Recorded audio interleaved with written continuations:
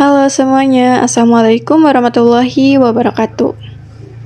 Perkenalkan, nama saya Siti Aisyah, biasa disapa Aisyah. Saya mahasiswa Universitas Primagraha dengan jurusan Pendidikan Guru Sekolah Dasar dengan NIM 8622410091. Nah, teman-teman, pada kesempatan kali ini saya akan menjelaskan tentang teks narasi. Jadi, apa sih itu teks narasi? Jadi, teks narasi adalah teks yang berisi cerita tentang sesuatu peristiwa atau kejadian yang dialami oleh tokoh. Peristiwa tersebut disampaikan secara runtut berdasarkan urutan waktu, sehingga cerita dapat dipahami dengan mudah di awal hingga akhir.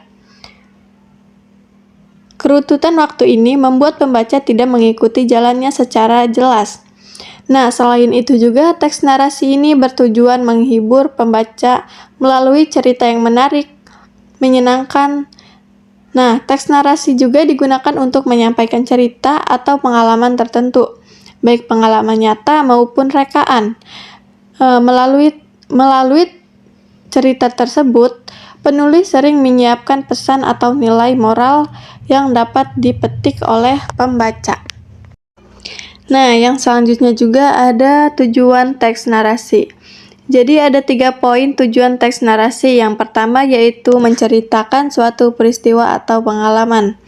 Jadi tujuan utama teks narasi itu yaitu adalah untuk memberikan peristiwa atau pengalaman yang dialami oleh tokoh dalam cerita.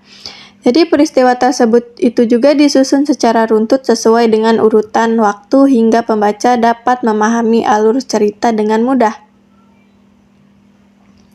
Nah, peristiwa yang diceritakan ini bisa berupa kejadian nyata maupun kejadian rekaan. Poin yang kedua juga ada memberikan hiburan kepada pembaca. Jadi, teks narasi juga bertujuan untuk memberikan hiburan kepada pembaca. Cerita yang menarik, tokoh yang unik, dan alur yang seru membuat pembaca merasa terhibur saat membaca teks narasi. Contohnya yaitu dapat ditemukan dalam cerita pendek, dongeng, legenda, dan novel. Dan poin yang terakhir juga yaitu ada menyampaikan pesan atau amanat melalui cerita. Selain menghibur, teks narasi juga mengandung pesan atau amanat yang ingin disampaikan penulis kepada pembaca. Pesan tersebut juga biasanya berupa nilai moral seperti kejujuran, kerja keras, tolong-menolong, ataupun tanggung jawab.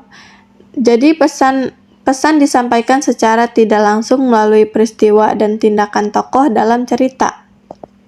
Nah, yang selanjutnya juga ada pun ciri-ciri teks narasi. Jadi ada beberapa ciri-ciri yang khusus yang dibedakan dari jenis teks yang lain, yaitu poin yang pertama yaitu menceritakan suatu peristiwa atau kejadian. Nah, teks narasi selalu berisi cerita tentang sesuatu peristiwa atau kejadian. Peristiwa tersebut disampaikan secara runtut sesuai dengan urutan waktu hingga pembaca dapat mengikuti cerita dengan mudah dari awal sampai akhir. Dan poin yang kedua juga ada memiliki tokoh dan penokohan. Jadi dalam teks narasi ini terdapat tokoh yang berperan dalam cerita. Tokoh dapat berupa manusia, hewan, ataupun makhluk lain. Penokohnya ini menunjukkan sifat atau karakter tokoh seperti baik, jujur, pemberani, ataupun pemarah. Dan poin yang ketiga juga ada memiliki alur atau jalan cerita. Nah, teks narasi ini memiliki alur atau jalan cerita yang jelas. Alur menunjukkan rangkaian peristiwa yang saling terkaitan, mulai dari awal munculnya masalah hingga penyelesaian masalah dalam cerita. Nah, poin yang keempat juga ada menggunakan latar waktu, tempat, dan suasana. Nah, teks narasi juga digunakan latar untuk menunjukkan kapan, di mana, dan bagaimana suasana terjadinya peristiwa. Latar membantu pembaca membayangkan cerita yang lebih jelas, misalnya latar pagi hari di sekolah ataupun suasana sedih dan gembira.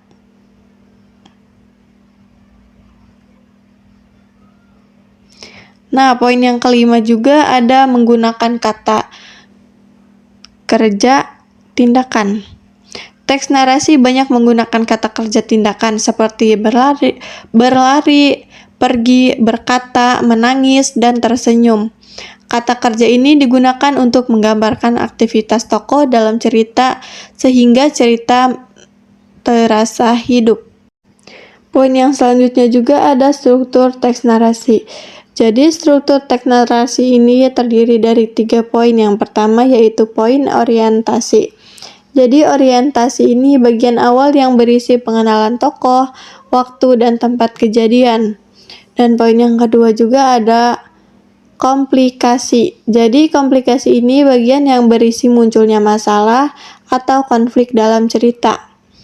Dan poin yang terakhir juga, poin yang ketiga yaitu ada resolusi.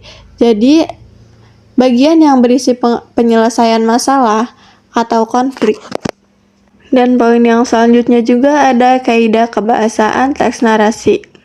Jadi kaidah kebahasaan dalam teks narasi ini meliputi poin yang pertama yaitu penggunaan kata kerja aksi, poin yang kedua yaitu menggunakan kata keterangan waktu seperti pada suatu hari ataupun kemudian dan akhirnya.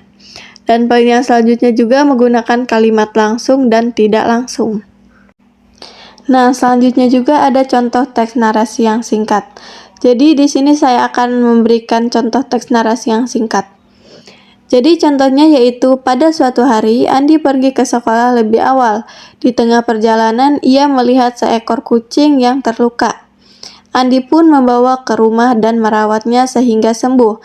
Sejak saat itu Andi merasa senang karena telah menolong makhluk hidup. Nah teman-teman, jadi mungkin hanya itu saja pembelajaran teks narasi yang dapat saya sampaikan kepada kawan-kawan saya. Jadi kesimpulannya yaitu teks narasi adalah teks yang menceritakan peristiwa secara runtut dan memiliki struktur yang jelas, yaitu orientasi, komplikasi, dan resolusi.